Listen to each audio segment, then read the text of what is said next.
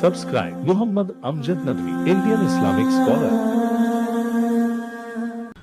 أعوذ بالله من الشيطان الرجيم بسم الله الرحمن الرحيم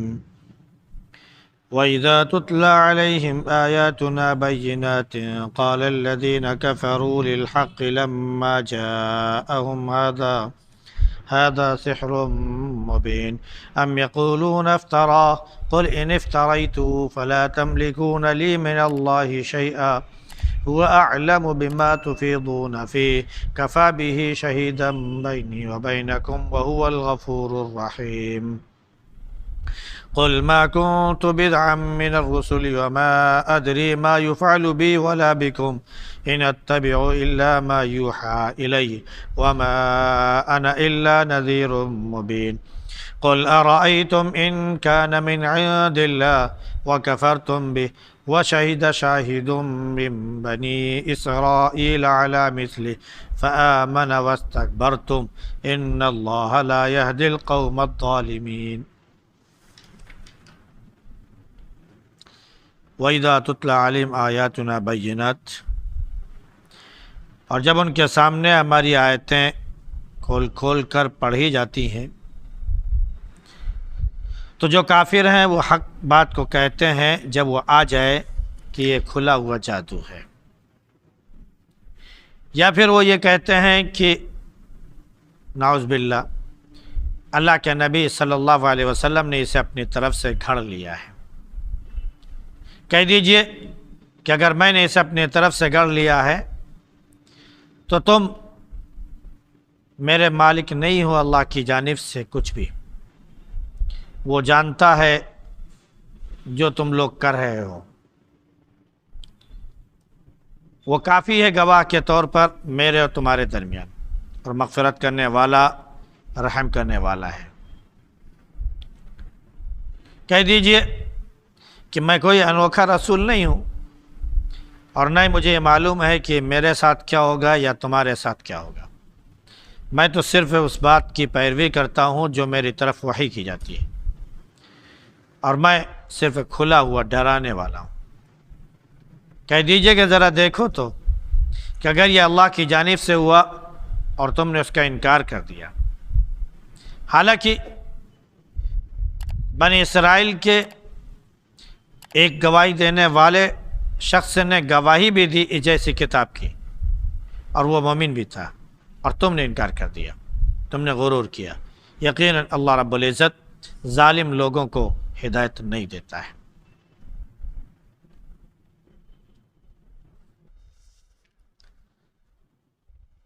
یہ سورہ احقاف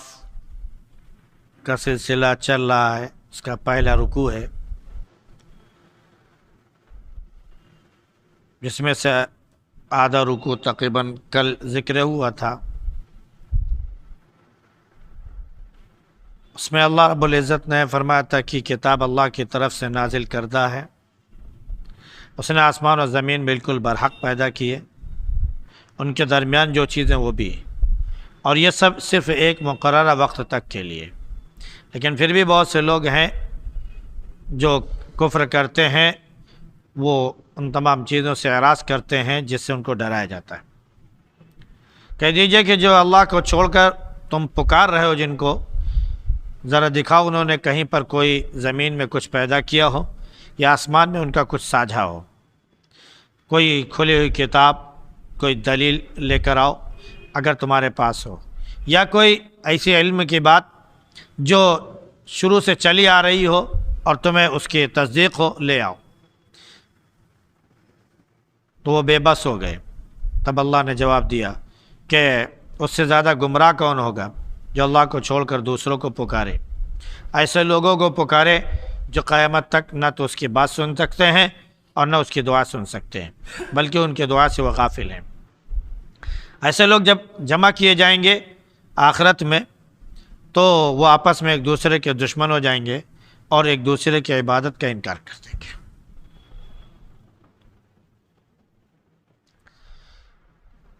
اب یہاں سے آگے ذکر شروع ہوا وَإِذَا تُتْلَى عَلَيْهِمْ آيَاتُنَا بَيِّنَاتٍ سے،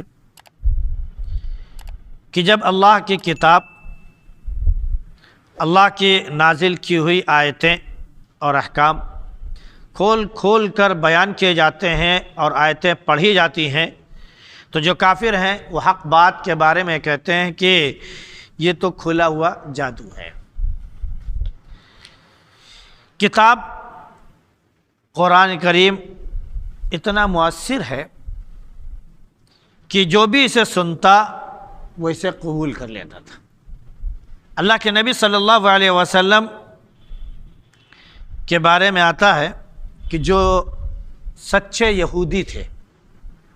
جنہوں نے اپنے نبی کی کتاب پڑھی، اپنے نبی پر ایمان رکھتے تھے، جب ان سے کہا گیا کہ ایک نبی آیا ہے، وہ اپنے آپ کا بتا رہا ہے کہ میں نبی ہوں اور ایسا ہے اور ویسا ہے، آپ لوگ اپنی کتاب کے حوالے سے ذرا بتائیے کہ وہ نبی ہو سکتا ہے یا نہیں ہو سکتا۔ ہمارے محمد نام کا ایک شخص ہے، اس نے اعلان کر دیا کہ میں نبی ہوں۔ آپ لوگ کتاب والے ہیں، آپ لوگ کہتے ہیں کہ ہم تو کتاب والے ہیں، ہمارے پاس آسمانی کتاب موجود ہے، حضرت موسیٰ علیہ السلام کے اوپر نازل ہوئی، حضرت عیسیٰ علیہ السلام کے اوپر نازل ہوئی، وغیرہ وغیرہ۔ تو جو یہ کتاب ہمارے پاس ہے، آپ کے پاس ہے، تو اس کی روشنی میں بتائیے کہ ہمارے یہاں جو نبی پیدا ہوا وہ صحیح ہے یا نہیں۔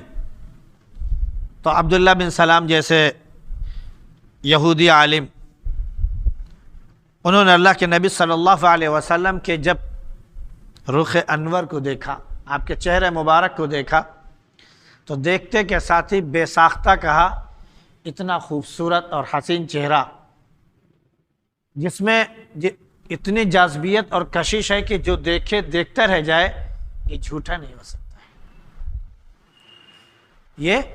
جھوٹا نہیں ہو سکتا، اتنا پرشکوہ چہرہ یہ کبھی جھوٹا نہیں ہو سکتا ہے، اور فوراً اسلام لے آئے رضی اللہ عنہ۔ عبداللہ بن سلام صحابی جیسے بہت سے یہودی تھے جو واقعتاً انہوں نے کتاب پڑھی اور اللہ کے نبی صلی اللہ علیہ وسلم کے بارے میں جیسے انہوں نے سنا،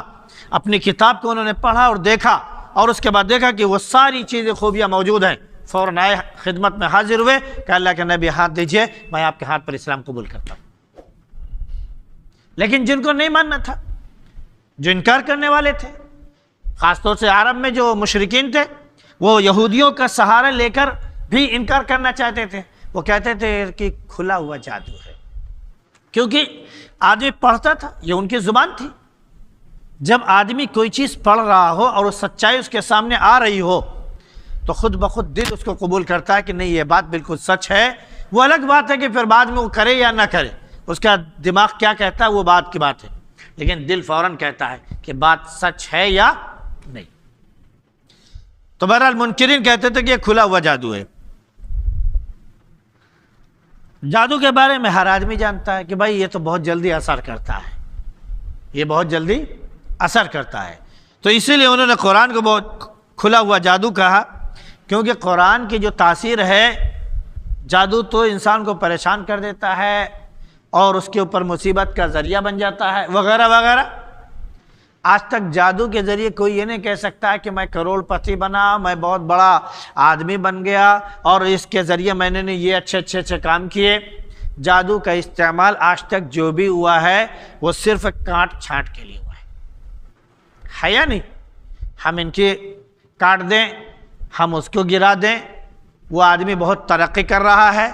اس کی ترقی رک جائے، ہم اس پر بندش کرا دیں، اس کے اوپر کوئی مصیبت لا کے وہ کر دیں کہ وہ اسی میں وہ ملوث ہو جائے، وغیرہ وغیرہ۔ جو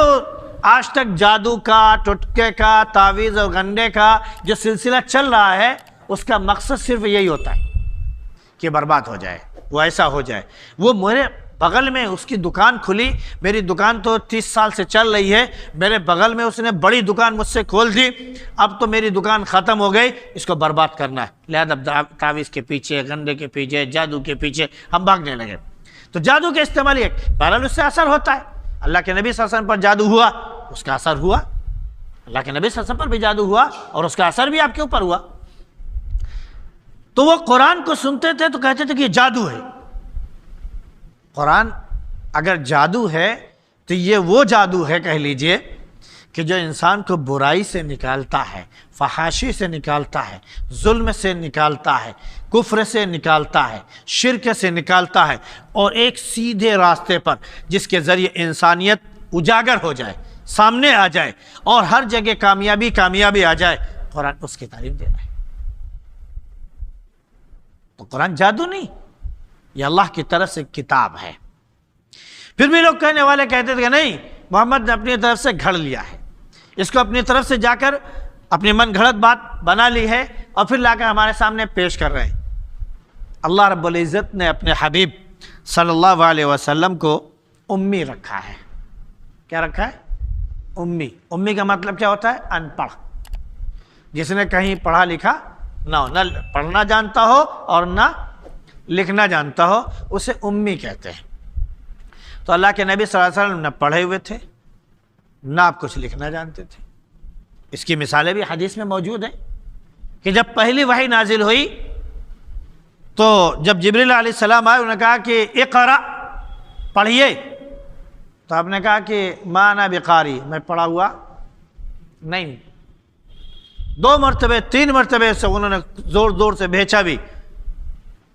آخر میں جبریل علیہ السلام نے کہا کہ پڑھیے اقرا بسم ربک الذی خلق۔ تو جب انہوں نے پڑھایا تو اللہ کے نبی صلی اللہ علیہ وسلم نے ان کے ساتھ ساتھ اقرا بسم ربک الذی خلق پڑھا۔ جیسے ہم لوگوں کے ساتھ ہوتا ہے، ایک بچہ ہوتا ہے بالکل ان پڑھ ہوتا ہے، بالکل کورا ہوتا ہے، سادہ لح ہوتا ہے، ٹیچر اسے پڑھاتا ہے بسم اللہ الرحمن الرحیم لا الہ، تو پڑھتا لا الہ الا اللہ، تو پڑھتا ہے الا اللہ، وہ دھیرے دھیرے پھر پڑھتا ہے، سیکھتا ہے، وغیرہ وغیرہ۔ اللہ کے نبی صلی اللہ علیہ وسلم کا دنیا میں کوئی استاد ہی نہیں۔ جبریل علیہ السلام جب بھی آئے، نبی کے پاس آئے اور وحی لے کر آئے تو ڈائریکٹ اللہ کا پیغام اللہ کے نبی کے پاس بھی آیا، تمام انبیاء کے پاس بھی آیا۔ تو اللہ کا پیغام جو آپ کے پاس آیا وہ آپ کے دلوں میں پیوست ہو گیا، وہی آپ نے لوگوں تک پہنچا دیا۔ آپ نے اپنی طرف سے کوئی بات نہیں پہنچائی، کوئی حکم آپ نے اپنی طرف سے نہیں دیا۔ جیسے قرآن نازل ہوتا تھا ویسے ہی بالکل اسی طرح ہو بہو وہی لفظ اللہ کے نبی صلی اللہ علیہ وسلم لوگوں کے سامنے پڑھتے تھے۔ تو یہ کلام جو ہے اس میں ایک حرف بھی، ایک لفظ بھی اللہ کے نبی صلی اللہ علیہ وسلم کی اپنی طرف سے ملائی ہوئی چیز نہیں ہے، اللہ کا نازل کردہ ہے۔ تو فرمایا کہ کہہ دیجئے کہ اگر تم کو یہ لگ رہا ہے کہ میں نے اسے گھڑ لیا ہے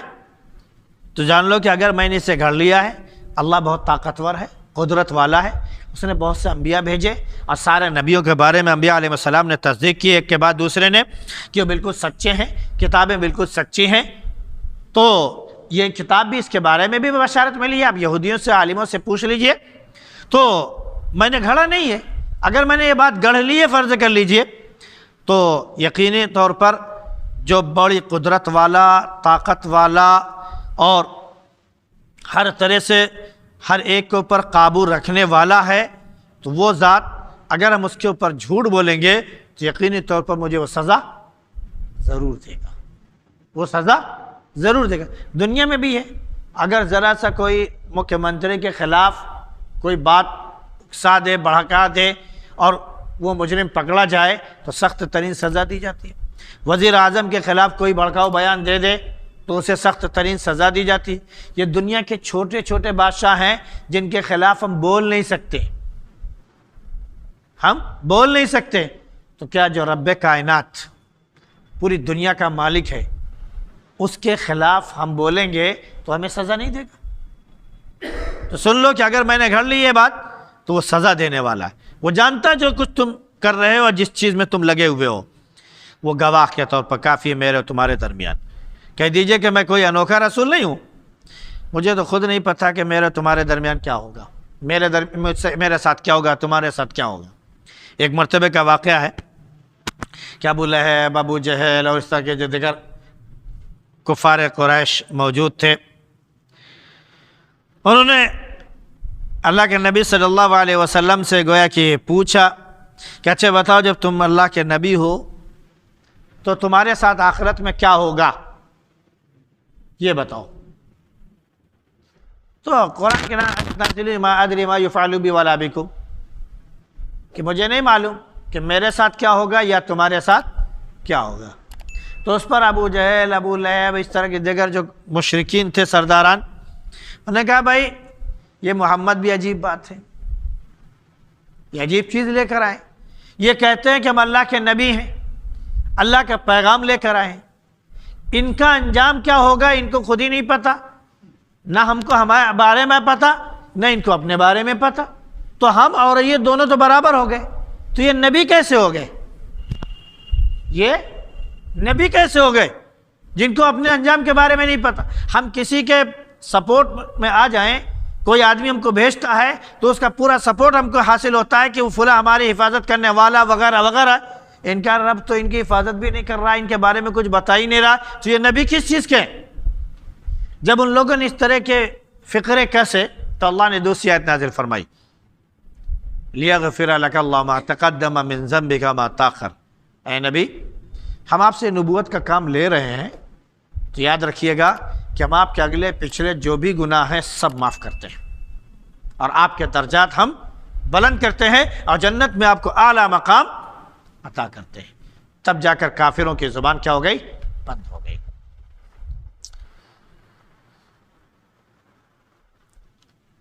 تو اللہ کے نبی نے فرمایا کہ میں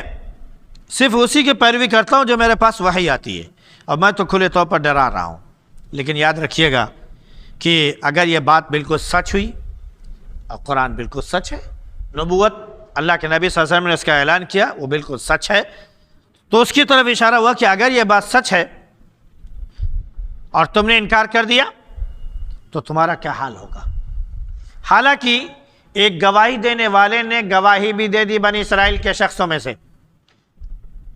گواہی دینے والوں میں سے سب سے بڑی بات، سب سے پہلی بات، سب سے عظیم شخصیت حضرت موسیٰ علیہ السلام، کیونکہ تورات میں اس بات کی پیشن گوئی کی گئی تھی کہ ایک نبی آنے والے ہیں جن کا نام احمد ہوگا، جن کا نام احمد ہوگا، اور وہ فلاں فلاں ایریا میں ہوں گے، علاقے کا، ایریا کا، اور وہاں کے بارے میں جو حالات ہیں جیسے ہیں وہ پورا علاقہ مطلب کہ بیان کر دیا گیا تھا۔ صرف یہ نہیں بتایا گیا تھا کہ وہ عرب میں پیدا ہوں گے، یہ نہیں بتایا گیا تھا۔ اللہ کی طرف سے ایک عجیب اصول ہے کہ وہ کوئی چیز ایسی منتخب چیز نہیں بیان کرتا کہ وہ نبی عرب میں پیدا ہوں گے، فلاں قبیلے میں پیدا ہوں گے، ایسا نہیں، پوری پیشن گوئی بتا دی گئی کہ جہاں پر وہ نبی ہوں گے وہ وہاں پر کھجور کے بڑے باغات ہوں گے، وہاں پر جو ہے کنکریلے پتھر ہوں گے، وہاں پر اس طرح کے پہاڑ ہوں گے، وہاں پر اس طرح کی زمین ہوگی وغیرہ وغیرہ، ساری زمین، سارا سب کچھ جو ہوگا، کہہ لیجئے کہ وہ سب کچھ بیان کر دیا گیا، یعنی زمین کی جو عکاسی ہوتی ہے جغرافیائی لحاظ سے وہ سب کچھ بیان کر دیا گیا۔ پھر نبی کی جو خصوصیات ہیں اس کے بارے میں بھی بیان کر دیا گیا۔ ایک جگہ قرآن نے کہا ہے کہ یعرفونہ کما یعرفون ابناءہم، کہ وہ یہودی جو ہیں جو موجودہ وقت میں اللہ کے نبی صلی اللہ علیہ وسلم کے زمانے میں، وہ اللہ کے نبی کو ایسے ہی پہچانتے ہیں جیسے کہ وہ اپنی اولاد کو، اپنے بیٹوں کو پہچانتے ہیں، کیونکہ ایسی خصوصیات جو بھی تھیں وہ کھول کھول کر تورات میں بیان کی گئی تھی۔ تو قرآن نے کہا کہ وَشَاهِدَ شَاهِدٌ مِّن بَنِي اسرائیل، حالانکہ بنی اسرائیل کے ایک شخص نے گواہی بھی دے دی اس جیسی کتاب جس کے اوپر نازل ہوئی کہ نہیں نبی پیدا ہوں گے، تو اب تو مان لو موسیٰ علیہ السلام کی بشارت موجود ہے، تو انہوں نے پھر بھی انکار کیا۔ کافروں کا معاملہ یہ تھا کہ یہ یہودیوں کے پاس گئے کہ ان کے ذریعے ہم کو معلوم ہو جائے تو ہم اپنے نبی کو، جو ہمارا نبی پیدا ہوا ہے، جو اعلان کر رہا ہے کہ میں نبی ہوں، تو ہم کو جھٹلانے میں اور آسانی ہو جائے، ہم کو اس کے خلاف پروپیگنڈا کرنے میں اور آسانی ہو جائے۔ لیکن جب وہ یہودیوں کے پاس گئے تو ان کے سچے علماء نے بیان کیا کہ نہیں، جو خصوصیات پائی جاتی ہیں وہ وہی نبی کی ہیں جس کے بارے میں بیان کیا گیا ہے، اس لیے وہ سر جھکا کے وہاں سے واپس آ جایا کرتے تھے، موقع نہیں ملتا تھا۔ لیکن پھر بھی انہوں نے تکبر میں، گھمنڈ میں سب کچھ کر ڈالا۔ پھر دوسرے ہے کہ بنی اسرائیل کے لوگوں میں سے جن لوگوں نے گواہی دی ان میں عبداللہ بن سلام اور اس طرح کعب احبار رضی اللہ عنہ غالباً ہیں، یا اس طرح بہت سے یہودی عالم تھے جو اچھے اچھے عالم تھے، خاص طور سے ان میں سے ہم ورقہ بن نوفل کو بھی کہہ سکتے ہیں جو اللہ کے نبی صلی اللہ علیہ وسلم کے رشتہ دار بھی لگتے تھے، اور کیا بولتے ہیں حضرت خدیجہ رضی اللہ عنہ کے پھوپھی زاد غالباً وہ بھائی تھے وہ۔ تو اس وقت وہ بڑے عالم تھے کہ کیا بولتے ہیں کہ انجیل کے بھی اور تورات کے بھی۔ اللہ کے نبی صلی اللہ علیہ وسلم پر جب پہلی وحی نازل ہوئی تو آپ کے اوپر کپ کپی تاری تھی، اور آپ نے گھر میں آ کے کہا کہ زملونی زملونی، مجھے چادر اڑا دو، مجھے خوف سا لگ رہا ہے، مجھے کپ کپی طاری ہو رہی ہے۔ حضرت خدیجہ رضی اللہ عنہ نے آپ کو بھانپ لیا اور لے کر ورقہ بن نوفل کے پاس گئیں۔ تو ورقہ بن نوفل نے جب دیکھا اور بات سنی تو اس نے کہا کہ آپ کے پاس وہی مقدس فرشتہ آیا تھا، وہی فرشتہ آیا تھا جو موسیٰ اور عیسیٰ اور دیگر انبیاء علیہ السلام کے پاس آیا تھا۔ آگے آپ نبی ہیں، اگر میں زندہ رہا تو بھرپور آپ کا ساتھ دوں گا، لیکن میرے میرے اعضاء کمزور ہو چکے ہیں، میں بہت بوڑھا ہو چکا ہوں، بس مجھے صرف ایک بات کا ڈر ہے کہ کہیں آپ کی قوم آپ کو بھی ویسے نہ نکال دے جیسے دیگر انبیاء علیہ السلام کو نکالا گیا تھا۔ تو گیا کہ ورقہ بن نوفل جو مکے میں موجود تھے، وہ یہودی عالم تھے، وہ انجیل کے عالم تھے، انہوں نے بھی تصدیق کر دی کہ نہیں آپ اللہ کے نبی ہیں، شاید بنی اسرائیل۔ اور پھر جو یہودی عالم ایمان لے آئے، بہت سے یہودی عالم ہیں جو انہوں نے ایمان قبول کیا، ان سب نے تو گواہی دے دی ان کے سامنے کہ نہیں اللہ کے نبی بالکل برحق ہے، لیکن پھر بھی انہوں نے انکار کر دیا۔ تو اللہ نے فرمایا کہ اللہ ظالم لوگوں کو ہدایت نہیں دیتا ہے۔ اللہ رب العزت ہمیں ایسے لوگوں سے نکال لے جو ظالم ہیں اور جو حق بات کا انکار کرتے ہیں، ان سے اللہ ہم سب کو دور فرما دے، اور سچے لوگوں کے ساتھ اور سچ کو قبول کرنے کی توفیق نصیب فرمائے۔ سبحان اللہ بحمدہ، سبحانک اللہم وبحمدک، ونشہد ان لا